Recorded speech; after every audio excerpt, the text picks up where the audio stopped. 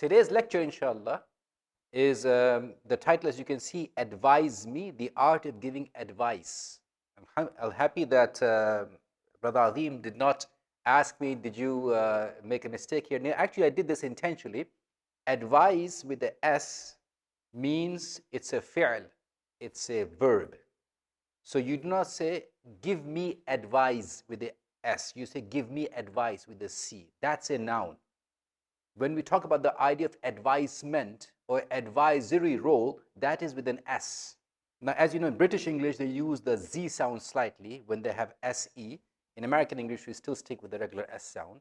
But advice with the C, for correction purposes, inshallah, in English, is the actual verb, the actual noun itself, the advice that you give. The act of giving it or the action of giving it is advising people, which is with an S. That's the difference between the two. Start talking about advisement, inshallah. Begin with the first one. I will be mentioning a lot of ahadith, obviously ayat of the Quran, but also a lot of ahadith in tonight's lecture. So every single time I say that, every single time I say Muhammad and Nabi, the Prophet, the Messenger, or even refer to him by a pronoun, you should say Sallallahu Alaihi Wasallam. That's a sincere advice to all of you, because Nabi Alayhi Wasallam advised us in this manner. He said, the people closest to me on the day of judgment will be those who sent the most amount of salah and salam to me. So if you want to be in that special category, if you want to be in the Admiral Club, if you want to be a first-class passenger on the Day of Judgment, if you want to be close to the cockpit, if you want to sit or walk at least with the pilot all the way into Jannah, you should say a lot of salah and salam to the Messenger of Allah, alayhi salatu wasalam. Being such a small crowd, do not hesitate to ask questions without any problems. Just raise your hands, inshallah. And you can even call me out if I'm not, for this reason or that, looking towards your direction. Tonight, inshallah, we'll be speaking for about an hour. Isha, I think, is at 8:15, mercifully for all of us. And so, inshallah, we'll speak till about 8:10 or 8 to 5, including questions, inshallah. As we have a lot of slides, but the slides are, I made point that they are larger in number and they have large font. You can read it easily from a distance, but there are many slides, not a whole lot of content. So don't worry about the fact that we're going through the slides quickly. They're not supposed to be heavy content. Tonight's lecture in particular is in the theme of the evening for tonight. In other words, it's the end of the week. I want to give a lecture which people can take home, inshallah, and benefit from. As for giving a lecture which is academic, this is not the opportunity for that. Imam Ibn Rajab rahimahullah has a very nice book. It's in Arabic, but it's translated into English. 2 translations exist on Amazon. You can easily buy them. One is more expensive, one is less expensive. That is more academic work. If you are interested in researching this topic in a more detailed, comprehensive manner, Imam Ibn Rajab rahimahullah has written a book called Advising and Defaming. It's a very nice book in which you compare and contrast the idea of advising people instead of humiliating them. So that's a good place for you to benefit from, inshallah. As you saw the flyer said, advise me. Advise me is the title because it's based on a hadith of An-Nabi alayhi sallam, which is not this one. The hadith is famous hadith in which a man came to An-Nabi alayhi sallam and said, Ya Rasulullah, awsuni, give me wasiyah. The word wasiyah means that you're leaving behind a legacy of some kind, or you're leaving behind some valuable, useful, tangible something, be it knowledge, be it property, be it money or crops, something like that. That's why the inheritance that people leave behind is also called wasiyah. However, many times you must have heard a noble person, a prophet, a companion, a famous scholar, before he died, he called all of his family to come to them and gave them wasiyah. He was not distributing his inheritance. He was giving them advice before his dying. So the idea of using the word wasa for advice on nasiha is found frequently in our Islamic history. Nasiha, noon, sad, ha, together come from the root noon, sad, ha, which is to give advice. But also the word wasa, wow, sad, also has the same connotation. Another word you will hear frequently is the word wa'adh, waw, ain, dha. Wa'adh is nasiha, which is rather specific. A wa'adh, by definition, is when you warn somebody with good and sound advice, which means they are in need of warning for 2 reasons. Either they should be doing something and they're not doing it, so you give them wa'adh, start doing that. Or they're doing something that they should not be doing, and you give them wa'adh, don't do that. Again, this is not a command, it is a nasiha, but a wa'adh, a more specific form of nasiha. And therefore, you will see for prophets, Allah subhanahu wa ta'ala frequently mentions bashiran wa nadhiran. They give bashira, glad tidings, and nadhira, a warning.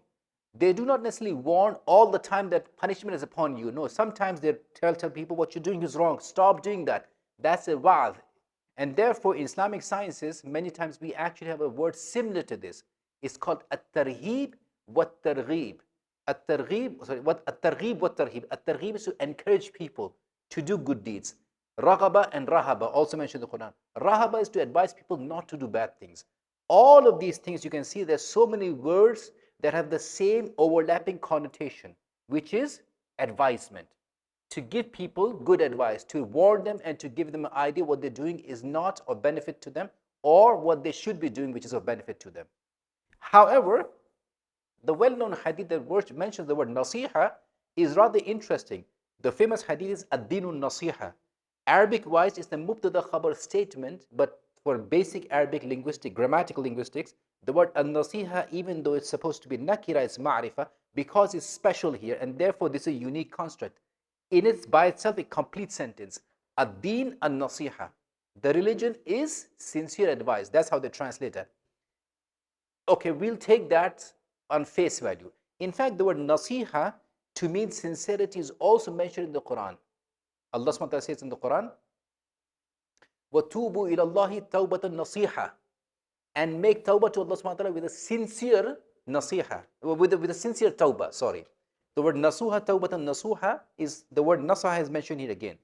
But nasiha, generally speaking, is not indicative of sincerity. However, a good nasiha will include sincerity inside it, as we'll discuss inshallah today. However, this hadith, as all of you know, ad-dinu nasiha, qulna, liman, to whom ya Rasulullah? Qala, lillahi, wali kitabihi, wali rasulihi, wali a'immatil muslimina wa ammatihim. Well-known hadith. Religion is sincere advice. To whom, ya Rasulullah? He said, alayhi salatu wasalam, to Allah, His book, His messenger, the leaders of the Muslims, and their common folk. Here's a perfect example of how short and inadequate the English language is, especially when it comes to translating something from Arabic. Can anybody realistically give nasiha to Allah subhanahu wa ta'ala? Or to His book? Or to even His Nabi? Yahuna, we take nasiha from Allah, from His book, and from His Nabi. We don't give them. But we can give nasiha to the other two mentioned at the end. The leaders of the Muslim. A'immatul Muslimin, the imams of the Muslim. Imam could be someone who is actually leading salah. Imam could be someone who's a great scholar. Imam could also be the leader of organization. Wa'ammatihim, and the common Muslim people. The most deserving of your nasiha are your brothers and sisters, the people whom you go to work with, whom you share a wall with, a home wall, people whom you hang out in the masjid, people whom you marry into. These are the most deserving of your nasiha. This hadith, even though it's concise, Imam Nawawi said it's a third of our religion because it covers so many vast and beneficial aspects of our religion.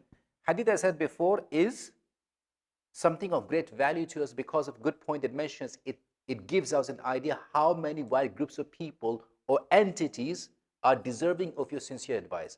You know, Jabir ibn Abdullah, radiallahu anhu, when he became Muslim, he said, when I accepted Islam, when I gave bay'ah to Nabi alayhi salam, I promised I will obey him, I will perform salah, I will give zakah, and I will give nasiha to every deserving Muslim.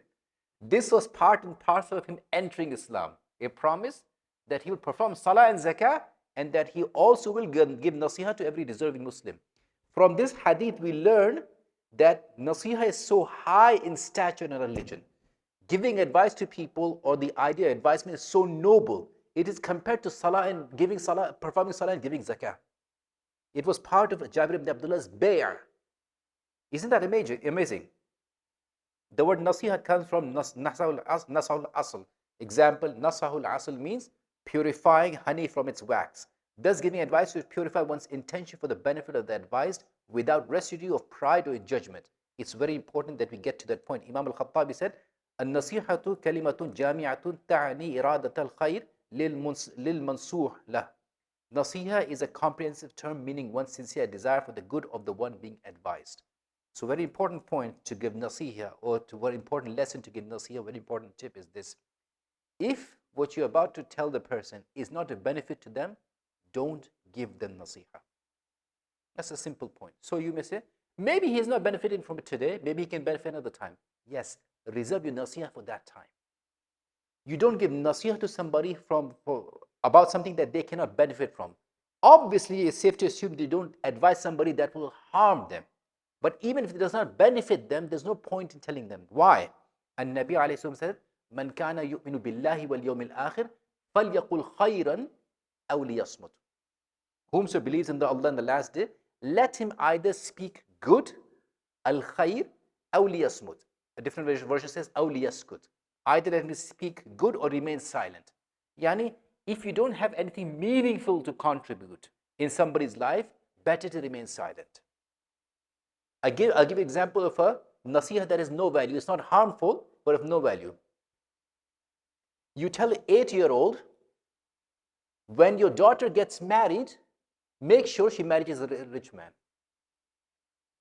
Is that a bad advice? No.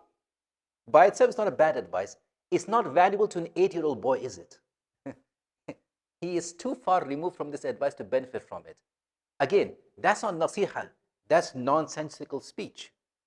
To any other human being who is an adult who actually has a daughter, this will make sense, whether the daughter is a young girl or an adult girl. But to an 8-year-old boy, that is not nasiha. So, nasiha is a comprehensive term meaning one's sincere desire for the good of the one being advised.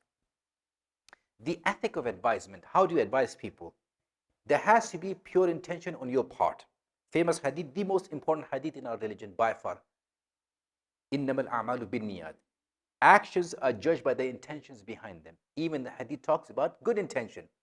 Yani, if you want to advise somebody, what is your intention behind that? If you want betterment for them, then that is nasiha and you'll be rewarded for that.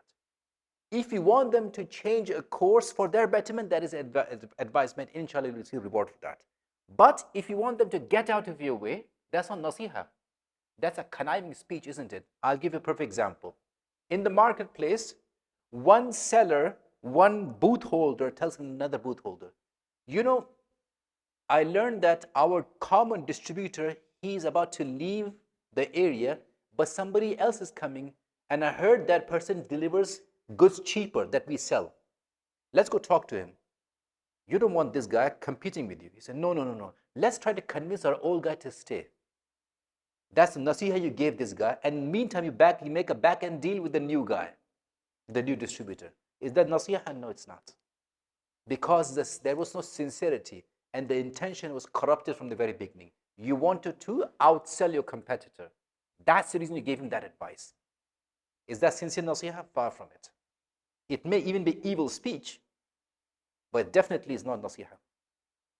Giving advice, and here the term al-amr bil ma'ruf is used, is among the noblest deeds. But if one's niyyah becomes contaminated with superiority or self-righteousness, it ceases to be nasiha and becomes tawbih, which is rebuke. A second aspect of giving nasiha.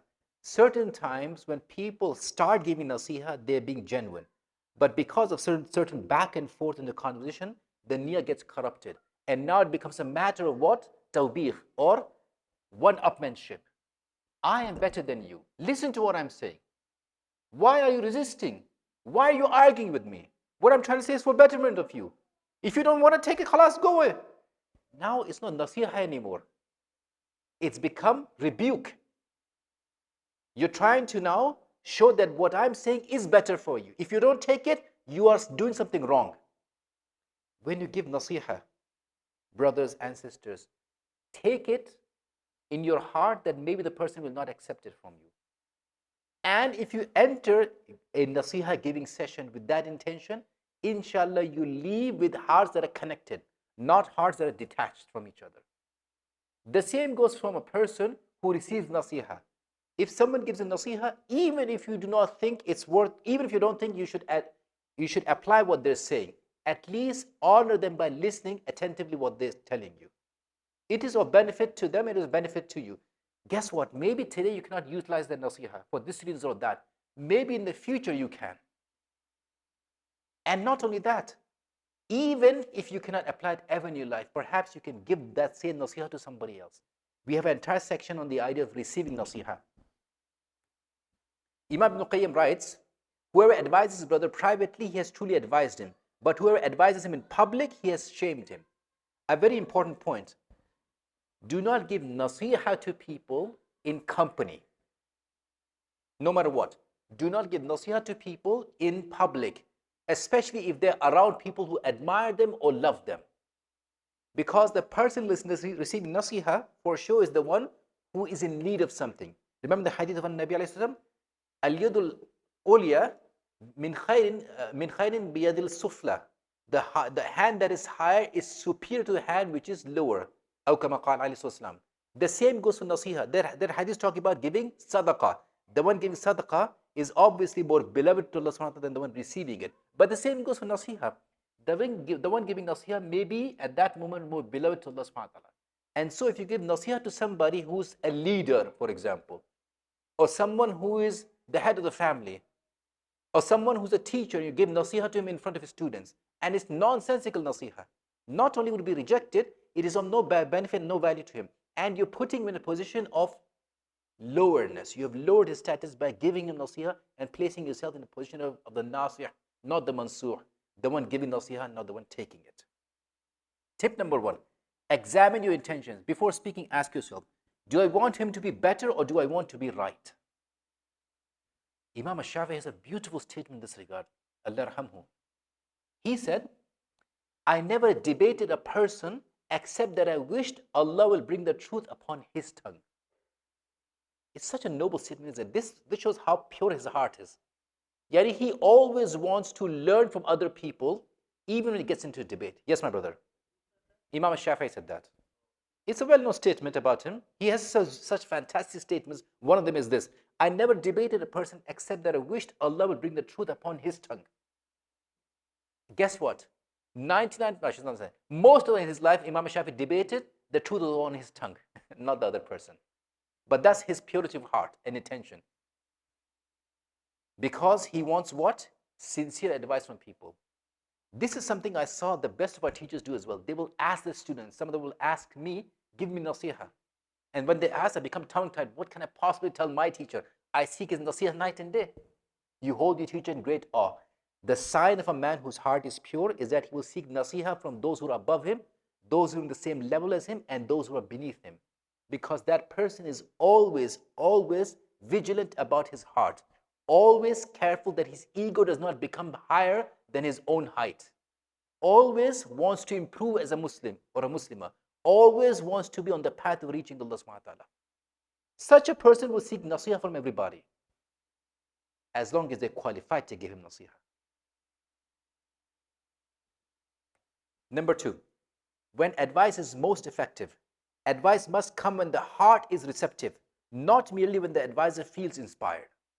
Many times when you give nasiha, I remember so many times in my life when I've done that, is because at that moment I was inspired to speak and tell somebody important, something miraculous that came to my mind. It's not for them. It was that at that moment not beneficial to them. You give nasiha to people when their heart is open, when they're ready to receive it. Part and parcel of you being a good nasih, a good advisor, is that you will know the opportunity when someone is ready to receive nasiha from you. And also you will know when they will not receive it from you. That's also something as a tactic you need to learn. Advice must come when the heart is receptive, not merely when the advisor feels inspired. Allah subhanahu wa ta'ala says in the Quran, فَذَكِّرْ إِنَّ نَفَعَتِ الذِّكْرَ. So remind if the reminder will benefit people. Yani there's a condition if it is of benefit to people. Otherwise, don't remind people. We'll discuss inshallah in detail. Not every single nasiha is of benefit to people. Sometimes it actually harms them without them realizing when they take it and when they apply it. Imam Ibn Jazak commented, this verse teaches the principle of contextual wisdom, that counsel is not a mechanical duty, but an act requiring discernment of hearts and times. Yani you need to be conscious, or you need to be aware when to give nasiha. Tip number 2 is, timing is half of wisdom. Sometimes silence today makes space for a more receptive conversation tomorrow. Even if you think the person needs nasiha or should be given nasiha right now, is he willing to take it right now? Maybe not today. Maybe he's too agitated. Maybe he's too worried. Maybe he's too happy. Maybe he's too prideful right now. Wait till tomorrow. Maybe 24 hours will change his heart. And you have seen yourself. 24 hours have a lot of impact on people's mood, doesn't it? Even if someone is extremely sad because their father just died, or someone who's extremely sorrowful because they just lost their job, by tomorrow things will be easier. That's when you get nasiha. Maybe at that moment may not be a good time because their heart is too much churning inside. It's jumping up and down. It will not be open to receive advice from you. Well, this became really small. I hope I'll read, inshallah. How advice should be delivered, the tone of your voice and what you're saying, and your body language and your attitude, your demeanor has a great role. The reason I'm speaking to you right now in this manner is I want you to understand one thing. Right now, whether you want to accept or not, this lecture is nothing but me giving nasiha. I cannot rush through it. I cannot say this is all for your benefit. No, it's for my benefit as well, for sure. I cannot impose that this is something that is only limited to today in its benefit. Inshallah, the hope is benefit is beyond tonight. Look what An-Nabi alayhi salam's adab in counseling is and how gentle he was. Famous hadith, all of you know about this. A Bedouin entered the masjid of An-Nabi alayhi salam, went into a corner and started urinating. The first question anyone asked, why on earth would any sane person do that? And we know the person is sane. He's not insane when he does that. You tell me why he did that. I'm asking a question here. Yeah, obviously there's, okay, that's understandable. He had the urge to urinate. The question is why? Why?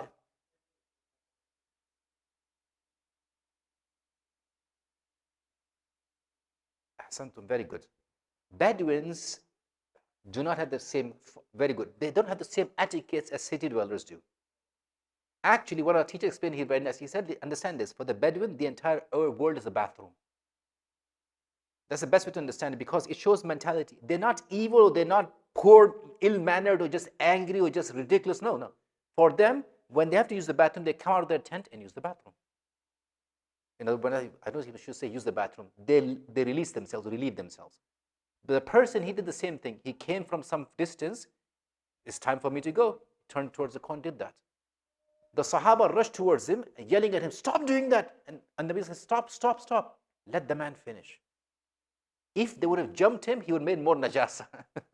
Let the man finish. After he stopped, and Nabi alayhi salam said, these mosques are not for such impurities. They are for the remembrance of Allah, for salah, and recitation of the Quran. It's a beautiful advice, isn't it?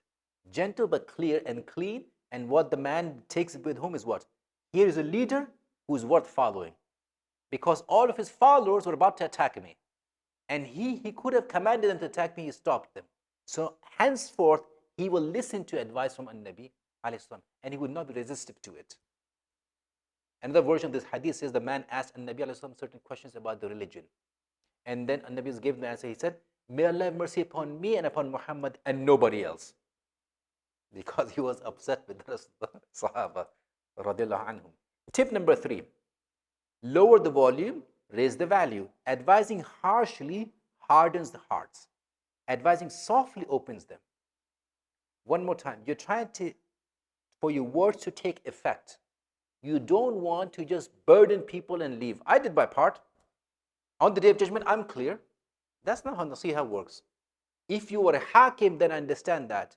You have to prevent something which is sinful. If you're in a position of a judge or a ruler, because that's part of your religious duty, that you have to prevent sin in front happening from you. But that's not a duty for every sane Muslim. You don't prevent sin, you advise against it.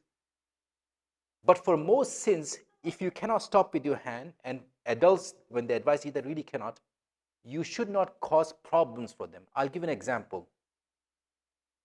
Some time back, a group asked me to sit into an Umrah meeting. They were trying to contract Umrah services from a company, overseas company. And they knew that I have certain experience with this.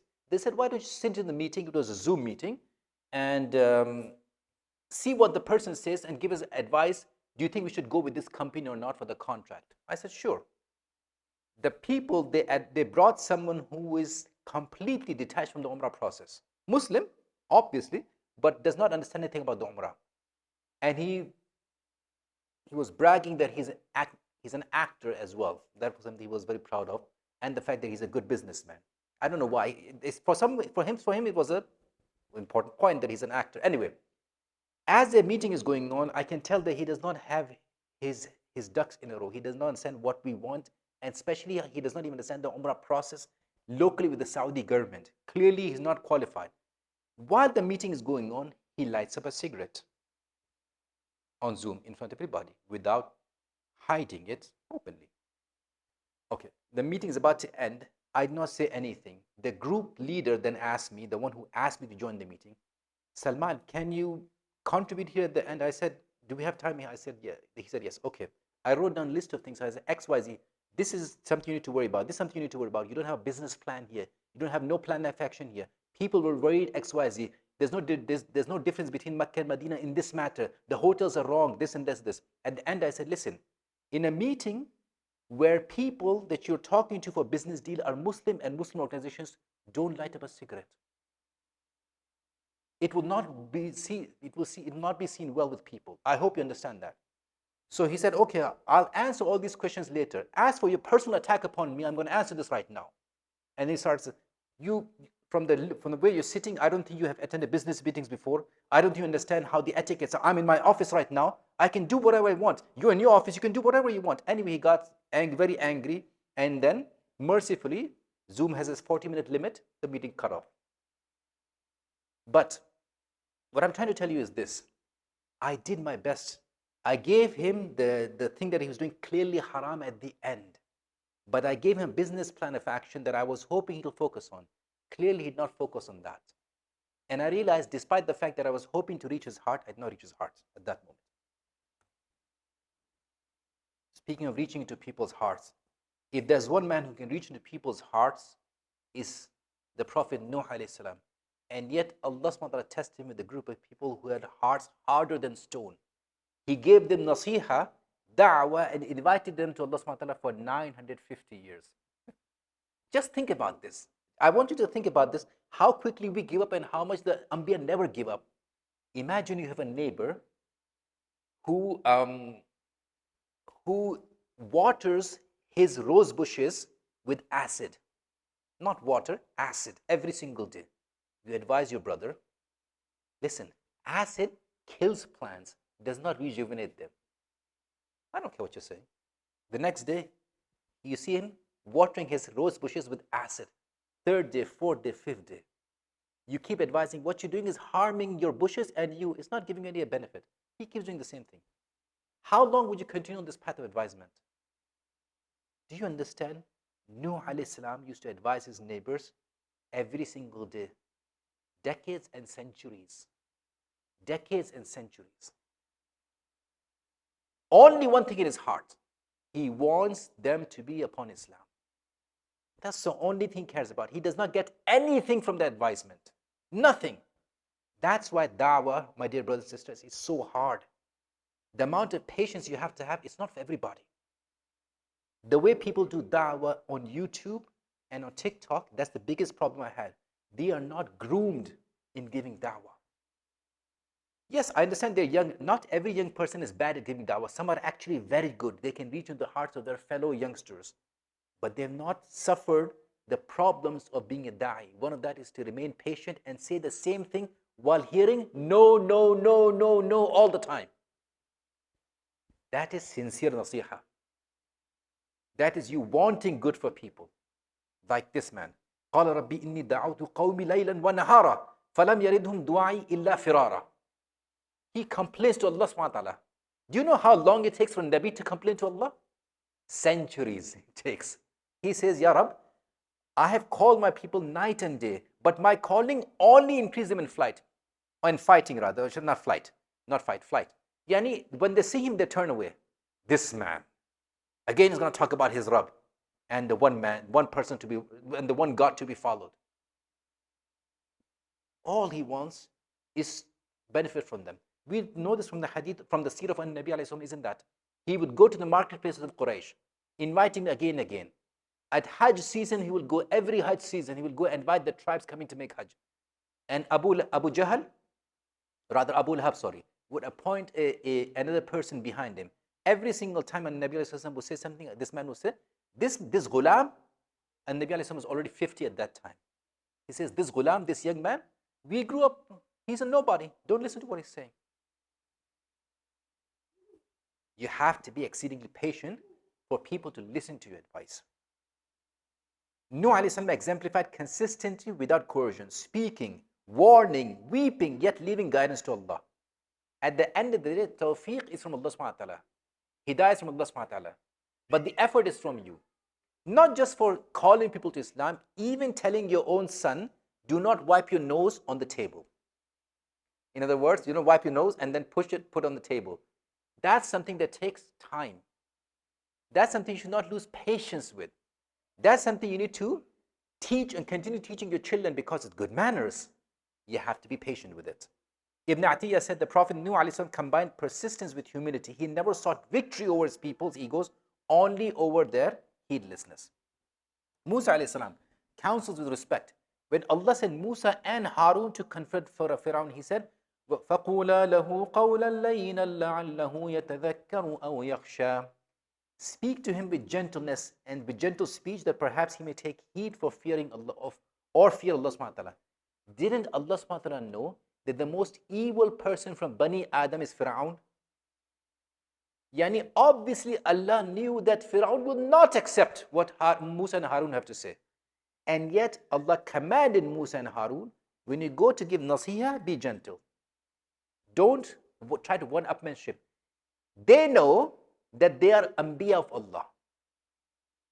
And he knows for a fact, Pharaoh, he is not Rabbul Alameen. But still, when you give nasihah to people, when you call them to Islam, when you advise them, you have to be gentle, extra gentle. That's the one time you have to kill your ego. Actually, as a Muslim, you should kill your ego every single time you're trying to interact with people. But this one time you need to be very careful. Here, these are Anbiya of Allah subhanahu wa ta'ala, loved and beloved by him and the people. And they're going to give to the most resistive person on earth, da'wah. And yet, do not warn them. If you don't listen, hellfire. You think we care what you're going to do to us? Allah subhanahu wa ta'ala is going to protect us. No. When they went over there, they gave nasihah, they will give nasihah to a stranger. Gentleness and kindness. If gentle is commanded even towards Pharaoh, then how much more towards our own brothers and sisters? This ayah reminds me of the story of Al-Imam Sufyan al-Thawri, rahmatullah. He was giving a lecture once.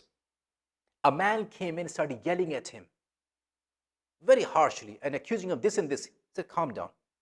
My dear brother, are you better than Musa? He says, no. Am I worse than Pharaoh? He says, no.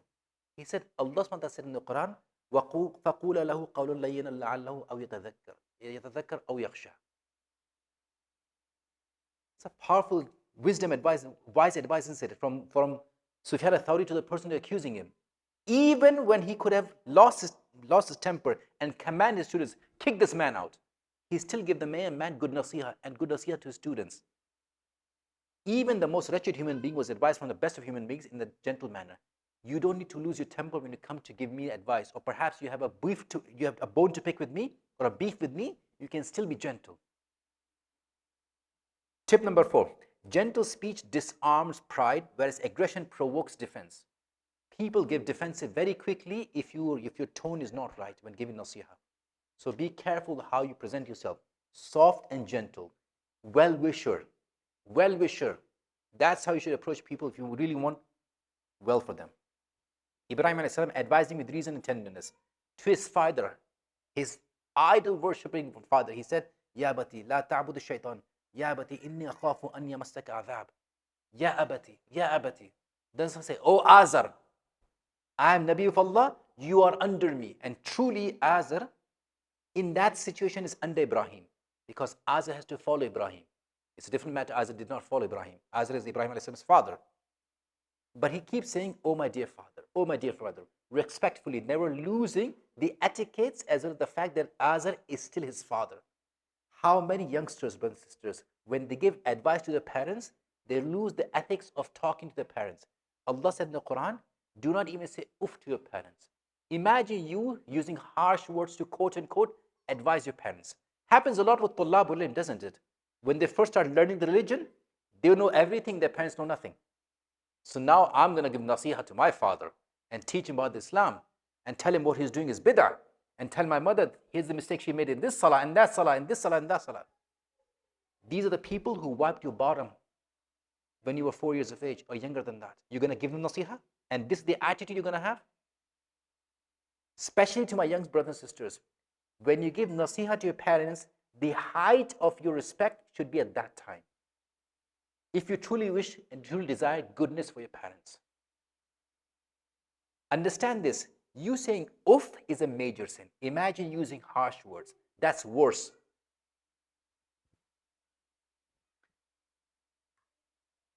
Receiving advice. Thus far we talked about the idea of giving advice. This is more difficult than the first one. Make no mistake about this.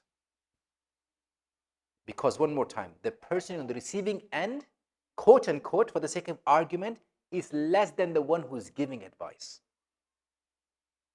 But don't you think people give advice to people above them? Even the Sahaba gave advice to An-Nabi alayhi wasallam. A story all of you know about. In the 6th year of Hijrah, after major wars have concluded with Quraysh and a stalemate has occurred between the Muslims of Medina and the Quraysh of Makkah, in the 6th year, An-Nabi alayhi wasallam, along with 1400 Sahaba, put on ihram and head towards Makkah. They want to do Umrah. The Quraysh hear about it. They come outside the city of Makkah and they stop them. And they said, no, we're not going to let you continue. The Sahaba are bringing their animals with them for slaughter. But the Quraysh are resistant. They were not going to do that. So now negotiations start occurring between the two groups. The negotiation conclude with this. There's a peace treaty. We will not engage in any more fighting. Also, you cannot make Umrah this year. But next year you can. Why? Because it was a matter of pride for them. They don't want other tribes to think that Quraysh had to make way for the Muslims. So they said, this year, there's no possibility, we're not going to allow you to make Umrah. This year, we're going to stop you. But next year, you can come. It was a compromise to preserve their own pride and their reputation amongst the other tribes. Already at that time, you can tell the Quraysh were sliding down the political atmosphere. They're about to be overcome, and they realized that. So An-Nabi alayhi wasallam said, okay, I agree to this much. The Sahaba were exceedingly frustrated. They could not imagine why An-Nabi alayhi wasallam would compromise on this.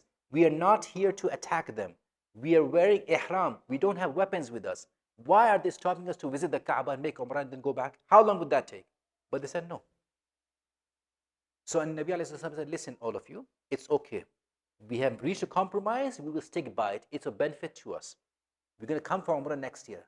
For now, slaughter your sacrifices and then shave your head and come out of ihram. Did not listen to him. He commanded them a second time. Did not listen. Not a single Sahabi. The third time he commanded them not listen a third time. He was so upset. He went inside his tent where his wife Salama, our mother, is sitting. He says to her, how can people expect success if they don't follow their own Nabi? So she gave him advice.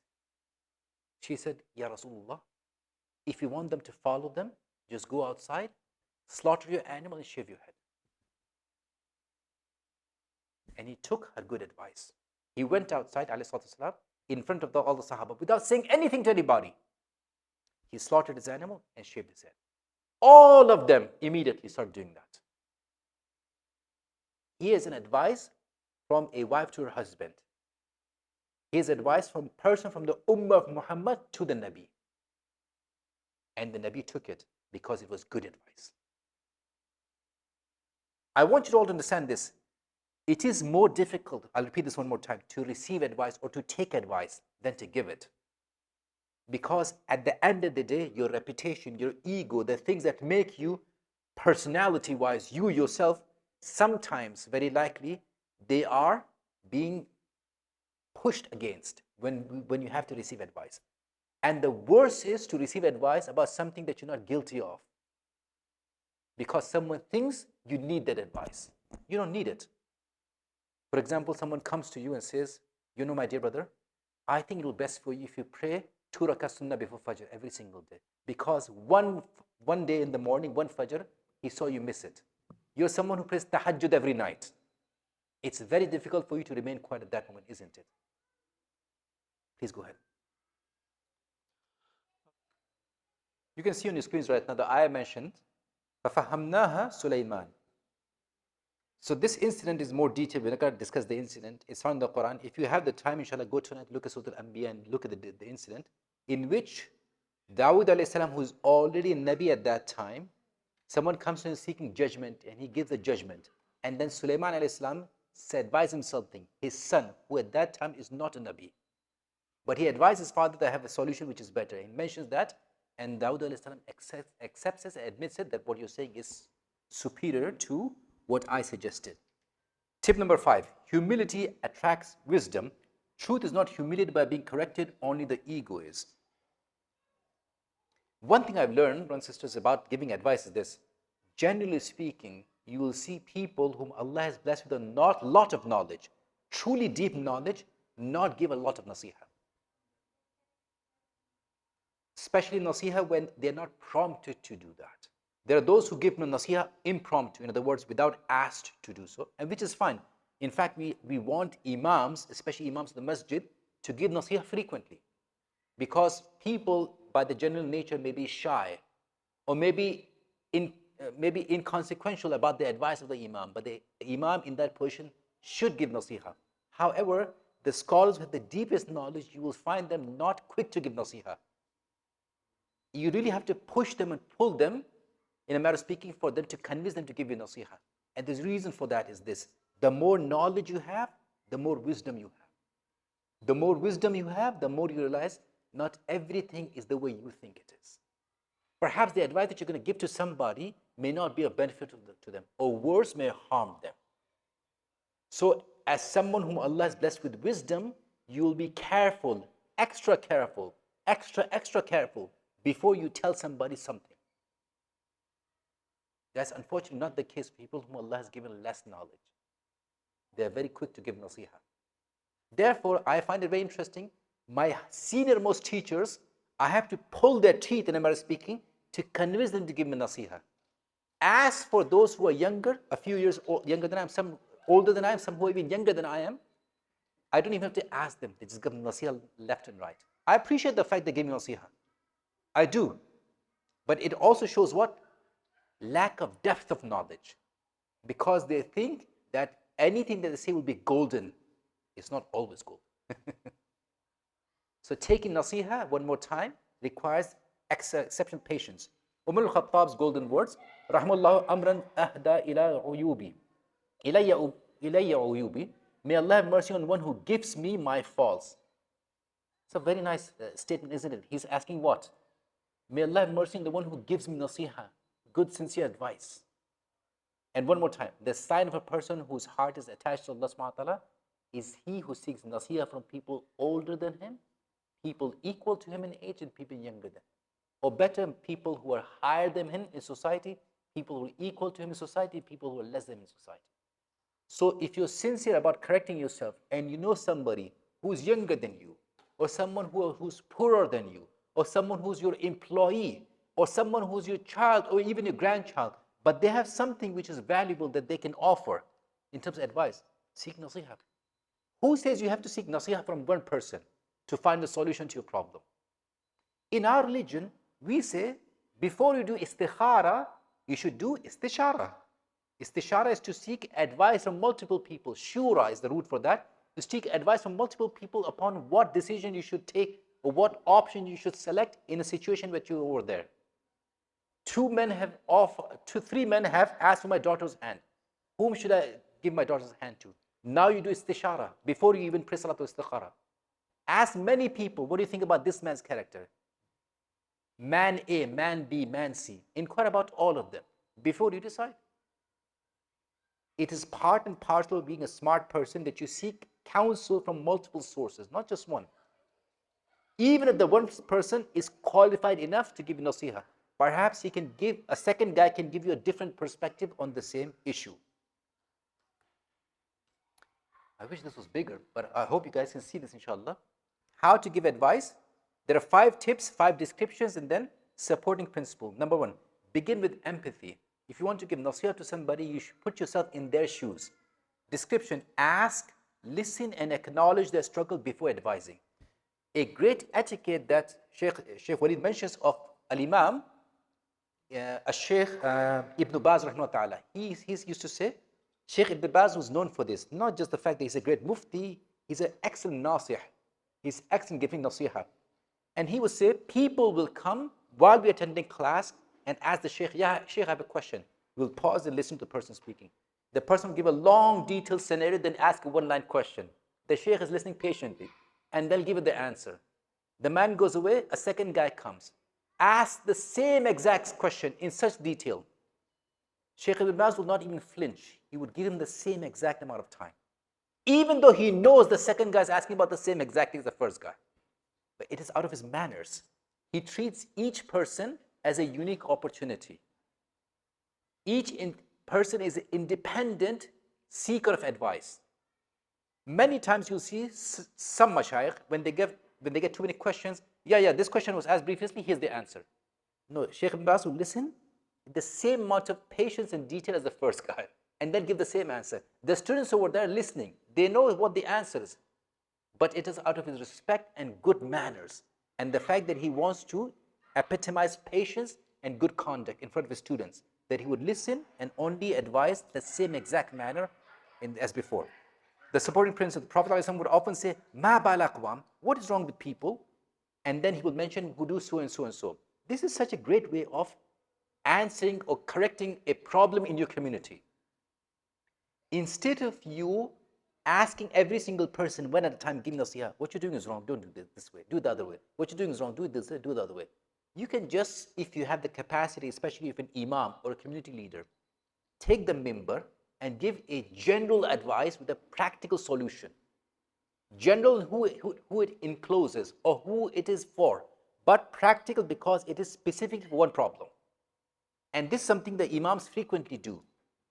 They will, even in the khutbah, they will say, what is wrong with some people who say X, Y? They talk about people in the community, but it's bad manners. It only causes hearts to become hard if you call people out by name, especially at the mimbar. I have seen and heard, and please, I'm telling you, they are available on YouTube. Don't do that. It's not going to make you happy. There are khutbah on YouTube in which you can see a person standing in the middle of khutbah accusing imam of something. Or worse, the imam using the mimbar as a way to attack members of the community for some problem they have independent. Is that nasiha? More importantly, are you fulfilling the rights of the mimbar? No. But see how An-Nabi ﷺ used to deal with this situation. What is wrong with some people who say X, Y, Z? These are people from the community. He is the Nabi of Allah. He can command them face to face, in front of anybody, and will not be wrong. But again, he has been blessed with uswatun hasana, the best manners. He's the best role model for us in every aspect. So he advises people in generic terms if there's not a need to advise them independently. Number 2, private over public. If you have to advise people specifically, take them in a corner. Don't say, I have something to tell you. While his family is sitting, his friends are sitting, his sister is sitting. No, that's not the time. I have a question. I want to tell you something. I have something for you. Can I talk to them in a corner? You take them in a corner and then you give them nasiha. Don't do it publicly. Ibn Rajab said, rahimahullah ta'ala, advising secretly is an obligation. Publicly is a trial. You're holding a person on trial. Here's a courtroom. You're the judge. He's the accused. I'm going to give you nasiha. No. You take them in the corner and give nasiha. Number 3, use questions, not commands. Again, you're trying to reach people's hearts, not build walls in front of their hearts. Look at the ways. Have you thought about doing this? You know what I was thinking? Have you considered doing it that way? You give nasiha. Instead of do that way. What you're doing is completely wrong. Do it this way. Very likely they're not going to accept it from you. Number 4, highlight strengths before weaknesses. Our Shaykh Salah Sawi, he's an expert in this. Even when he gives a fatwa which is strong fatwa, we say he gives a sandwich fatwa. First he will praise the people for all the good deeds they do. Then he will tell them what wrong they're doing and what mistakes they made and why they made them. And then the bottom people end by praising them again. We learn this from Dr. Salah all the time. He gives fatwa. It's called a sandwich fatwa. Praise, correct people, praise again. Because the middle, the meat of the matter is still the meat of the matter.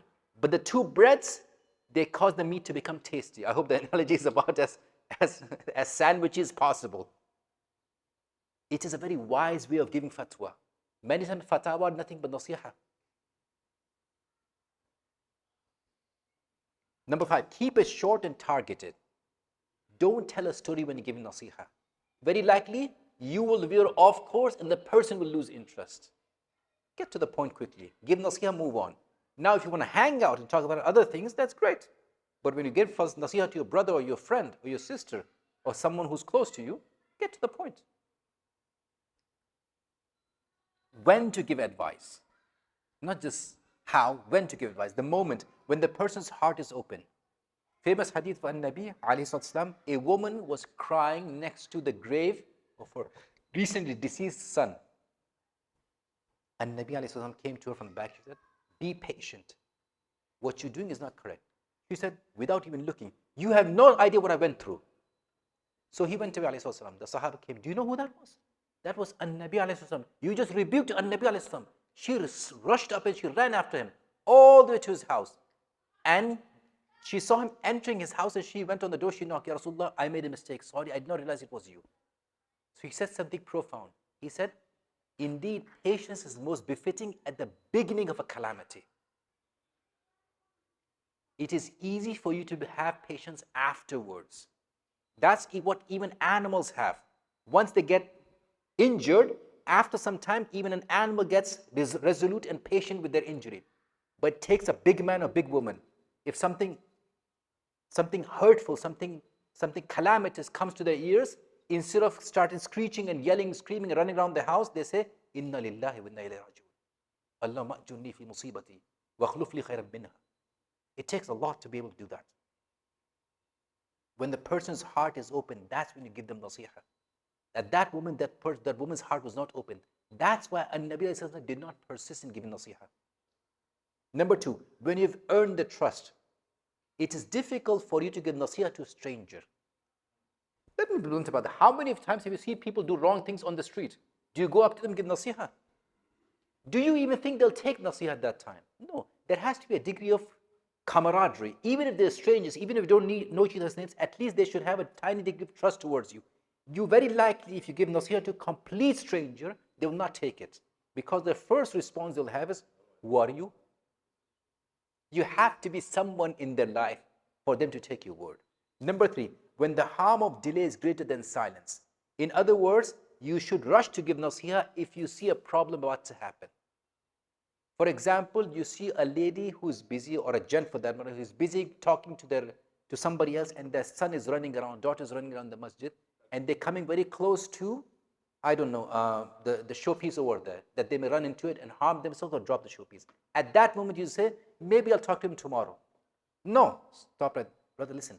Your child is running around. He may hurt himself or she may hurt himself and run into the showpiece over there. Stop them and grab them. At that moment, immediate nasiha is necessary. Number 4, after expressing care. I'm saying this because I love you for the sake of Allah subhanahu wa ta'ala. I told you before, when I gave nasiha to that brother online, I told him, I'm telling you this right now because you may come across the situation later on. In other words, if you do this in another business meeting with Muslims, you're going to get in trouble. Obviously, the situation did not pan out the way I hoped it was. But the idea was that it is something, if not immediately, it may have an impact on you later. Where to give advice? Private spaces, we discussed this before. Take people in the office, in the corner, out of earshot of others. That's enough. Number 2, indirect spaces, like general reminders, like sermons to correct without exposure. You don't have to specifically give nasiha, as I said before. If many people in your community have a problem, you can give nasiha to them collectively, especially if you have the capacity to do so. Safe spaces, I don't like this word, but it's very true and very accurate. Today, in our times, the word safe space has become a way in which everything goes. You can give me any nasiha. I'm willing to listen. And you can speak about any matter. Unfortunately, the word safe space has been hijacked by those people who are not qualified to give any nasiha. But the concept is correct. There should be something called a safe space. In other words, a place, a location where if you want to give nasiha, others will not hear the person whom you give nasiha to, so on and so forth. And obviously, you give nasiha to people writing it. Here's some examples. Number one, private concern. My dear brother, I noticed something that might not suit your dignity. I only mentioned because I love you for the sake of Allah. May I share it? You're seeking His permission. What could be more noble than that? Can I tell you something? Yes, tell me something. Then you tell the person after that. Number two, general reminder. We all sometimes overlook small matters. Let us remember that Allah values consistency in sincerity. Even when you give someone nasiha, instead of saying you, say we. Have we checked on whether the person sent the check right now or not? He is missing a payment. Have we checked it? You can say, have you checked it? Now it's an accusation. Use we more frequently. Even though when you address somebody and say we, they understand you're not including them, you're talking to them. But we is just much more polite, much more inclusive. Again, another DEI terminology like safe space. Much less resistive. Number three, would you mind if I share an observation? It's only my perspective and you may not find value in it. You can admit to somebody, maybe what I'm about to tell you is not a benefit to you, but perhaps it is. Would you care to listen from me? Perhaps he'll listen from you if you do that. When to withhold advice. The Prophet ﷺ said, Min husn al-Islam al-mar tarkuhu ma la ya'ni. Part of a person's excellence in Islam is leaving what does not concern him. In other words, one more time, not every single person is open and ready to receive nasiha from you.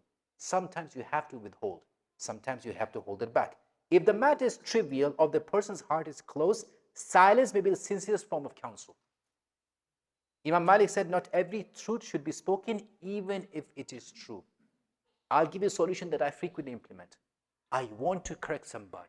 I want to give them nasiha, but the opportunity is just not correct at that moment. I make a dua. Oh Allah, find somebody else to give nasiha. Somebody whom he's going to listen to. Because he does not know me, or I don't have that trust with him, or he does not hold me that regard. It's very difficult for a talibul ilm to give nasiha to his teachers, even the most pious of teachers.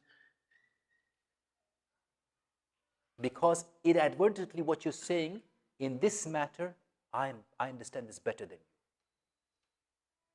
But you can always make dua, oh Allah, find somebody else, send somebody else to give the man nasiha that I wanted to give him. And maybe Allah SWT will send somebody to do that for you. Sometimes not saying something is sinful. Yes, sometimes it actually can become sinful. وَذَكِّرْ فَإِنَّ الذِّكْرَ تَنْفَعُ الْمُؤْمِنِينَ. The ayah says, I love this ayah so much. And remind them, for indeed the reminder benefits the believers. One important point from this ayah, understand this. Part and parcel of being a mu'min or mu'mina is that you're open to advice.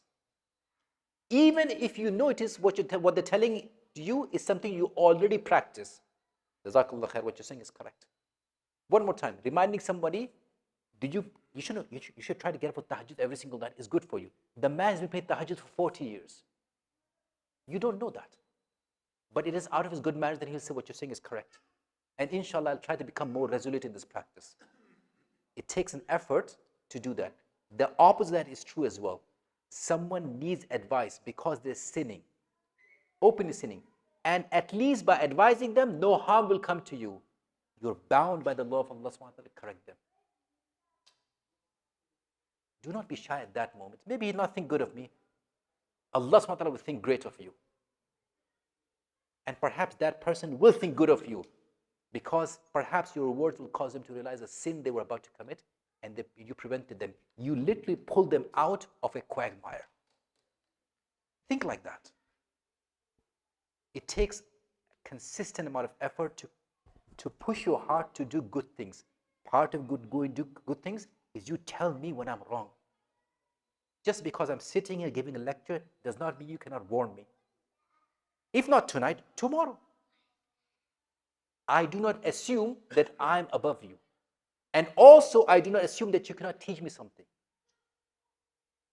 And especially, it is my haqq upon you that if I'm about to fall flat on my face in sinning, you pull me back up. By telling me, Salman, stop. What you're about to do is wrong. Or what you are doing is wrong. And make tawbah. Seek istighfar. Allah will forgive you. That is wisdom. And that is huququl ibad amongst each other. These are rights of Muslims upon each other. Ibn Taymiyyah said the believer alternates between mercy and silence and firmness in counsel. I love this. We're going to end with this one, inshallah. We're not going to continue further. Imam al-Hasan al-Basri, Allah yarhamhu, famously because he's al-Basri, he's from Basra. There was a governor of Basra, his name is Umar ibn Hubayra. Umar ibn Hubayra was following a commandment of Yazid when Yazid, the son of Muawiyah, was the Amir al-Mu'minin at that time. So this is roughly about 40 or 50 Hijri, 50, 60 Hijri, something like that. 60 Hijri, roughly speaking, when this incident occurs. So Imam al-Hasan al-Basri, he goes with Muhammad bin Sirin. Muhammad bin Sirin is a very close friend of his and also a student. But Muhammad bin Sirin is also known for his piety and wisdom. But al-Hasan al-Basri is definitely better. The two of them go together. Muhammad bin Sirin is the one who narrates the story. He says, and with him was, I think, one more great scholar as well. I forgot who the third person was. The three of them go together to Ibn Hubayra because he summons them. And he says, Yazid is asking me to do X, Y, Z. What do you guys think I should do? Yazid is the Amir of the Muslim Ummah. By definition, the governor has to implement the commands of the Amir. What do you guys think about this? So Muhammad bin Sirin says, I and so, we gave him cautionary advice. Rather, we gave him escapist advice. We gave him nasiha so that he does not get angry with us. Then he turned to Al-Hasan. He said, Ya Hasan, what do you say? He says, Yabna Hubayra, Yazid cannot harm you against Allah subhanahu wa ta'ala. Sorry, let me correct myself. Yazid cannot save you from Allah subhanahu wa ta'ala, but Allah can save you from a Yazid. I mixed up completely the story, sorry. There we go. Fear Allah in relation to Yazid, and do not fear Yazid in relation to Allah. Allah can save you from Yazid, but Yazid cannot save you from Allah subhanahu wa ta'ala. Soon Allah will send an angel who will remove your soul, and then you'll be buried in a hole in the ground. In that hole, nothing will save you except your deeds. So Muhammad Sirin said, as we were leaving, Ibn Hubayra gave me and so one bag of gold or dinar or something, and he gave Al-Hasan 2. He said, we gave him cheap advice, so he gave us cheap gifts. And Umar Al-Hasan al-Basri gave him sincere advice, so he gave him double the reward. Brothers and sisters, with this inshallah we'll end. We have salah coming in 3 minutes.